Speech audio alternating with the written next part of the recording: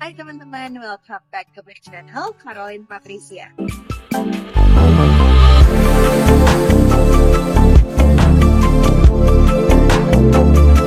Hari ini aku mau jawab pertanyaan teman-teman yang udah tanya di Instagram aku.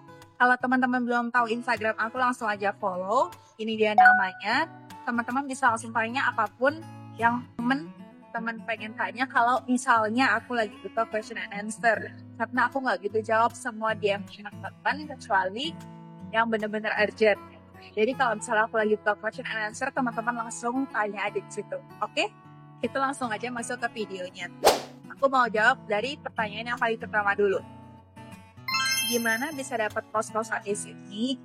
Jadi disclaimer, aku mau kasih tahu ke teman-teman kalau aku udah pernah pindah 2 kali kos-kosan. Yang pertama itu ada di Kingsford. Nah, yang pas di Kingsford itu aku dicariin sama teman aku sebelum aku nyampe di Australia. Jadi dia bantuin untuk nge-inspect tempatnya dan dia booking. Gimana dia dapetnya? Dapetnya itu adalah di Flatmates. Nah, setelah aku udah pindah ke sana, aku tinggal di sana selama kurang lebih 3 bulan, tapi aku merasa kurang cocok karena tempatnya terlalu jauh, nggak gitu strategis, dan juga kamarnya terlalu kecil dan nggak worth it bagi aku pada saat itu. Akhirnya setelah bulan ketiga, jadi kalau di Australia itu biasanya itu minimal tinggal itu 3 bulan ya teman-teman, tergantung di semua tempat. Ada yang lebih lama, bahkan ada yang lebih sedikit juga. Tapi waktu itu aku sewa 3 bulan, lalu setelah termnya habis, biar aku nggak kena denda, aku pindah. Dan di tempat yang sekarang aku dapat dari Facebook Marketplace. Jadi di Australia itu terkenal Facebook Marketplace untuk beli barang atau cari rent atau cari pekerjaan. Jadi aku dapat dari sana. Lalu pertanyaan kedua, rincian pendapatan serta pengeluaran dan juga bisa saving berapa Kak tiap bulannya. Nah, aku juga udah jawab pertanyaan ini di video sebelumnya dan aku bakal jawab singkat di video ini, tapi teman-teman yang penasaran bisa nonton di video sebelumnya ya, yang Living Cost Australia. Nah, untuk aku sendiri, aku selalu berusaha untuk dapetin sekitar $1.000 per minggunya atau sekitar 10 juta, tapi nggak bisa di-compare ke Indonesia juga sih. Tapi kurang lebih $1.000, berarti 1 bulannya $4.000, yang itu 40 juta, dan biasanya aku bisa save 50%, bahkan lebih tergantung aku spendingnya berapa. Tapi kalau misalnya aku lagi habis shopping atau apa ya bisa lebih dikit juga. Tapi setidaknya aku bisa save sekitar $300 minimal. Lalu ada yang tanya juga, ada yang tanya udah punya cowok belum? Aku lagi bahagia single sekarang, lagi happy untuk menjenjang karir dan masa depan dan dream aku dulu. Jadi not at the moment.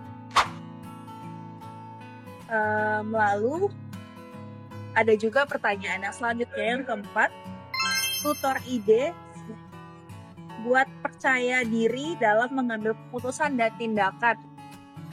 Kebetulan kalau aku pribadi, memang dari aku kecil itu udah dibiasain sama orang tua aku untuk membuat keputusan sendiri dan berusaha sendiri. Tapi aku juga bukan orang yang sempurna sama sekali.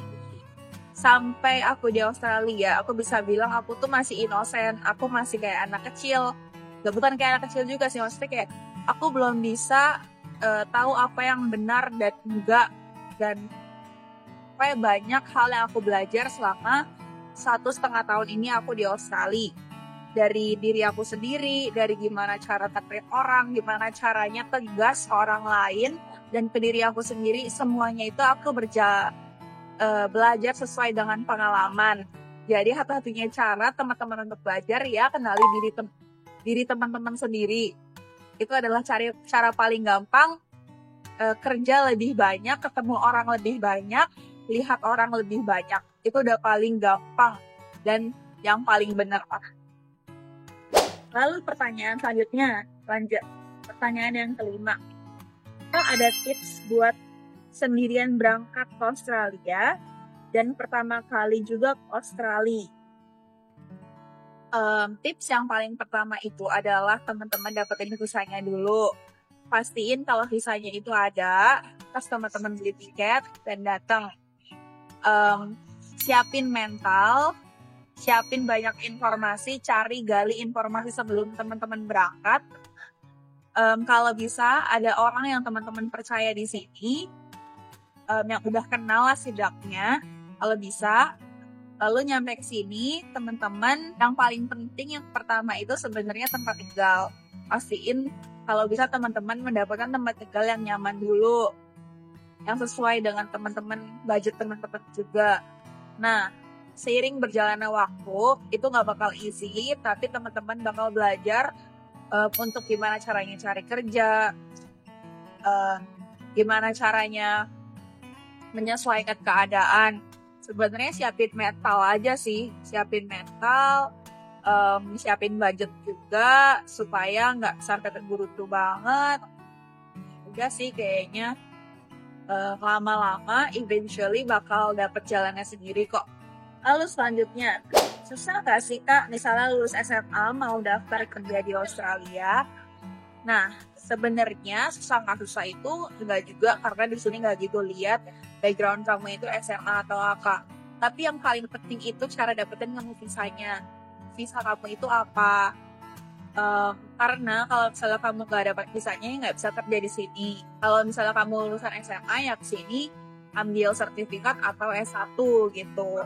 Sebenarnya mereka nggak lihat diskriminasi atau gimana, kecuali kamu kerja yang benar-benar di perusahaan.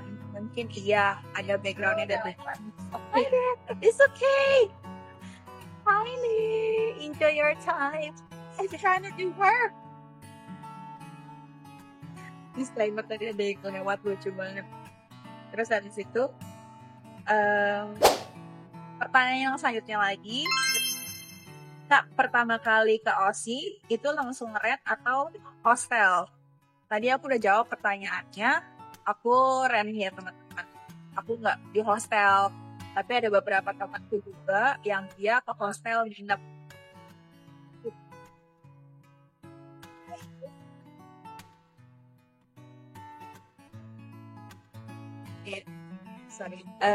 Ada teman-teman aku juga yang dia ke hostel karena belum dapetin rent.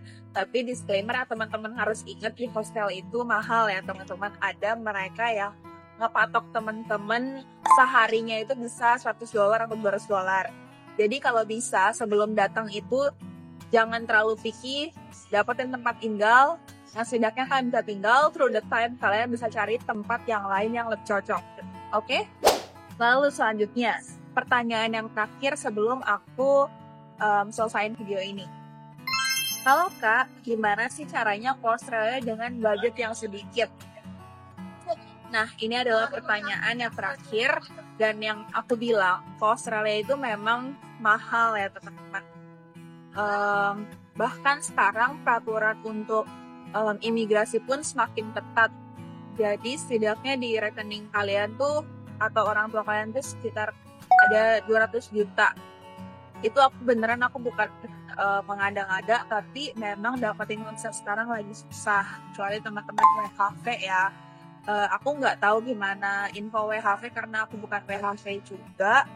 Tapi untuk sekarang dapetin visa itu agak susah dan ribet. Jadi teman-teman pastiin semua dokumen teman-teman itu lengkap dan sesuai dan bisa meng-engage imigrasi Australia untuk memberikan visa ke teman-teman.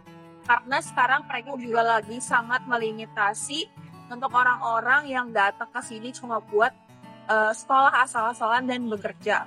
Mereka mau meningkatkan edukasi mereka dan bahkan menutup sekolah-sekolah yang cuma iming-iming sekolah padahal nggak sekolah dengan serius. Oke teman-teman, itu semua pertanyaan dari teman-teman. I hope you guys like it. Don't forget to like, comment, and subscribe. And see you on my next video. Bye-bye.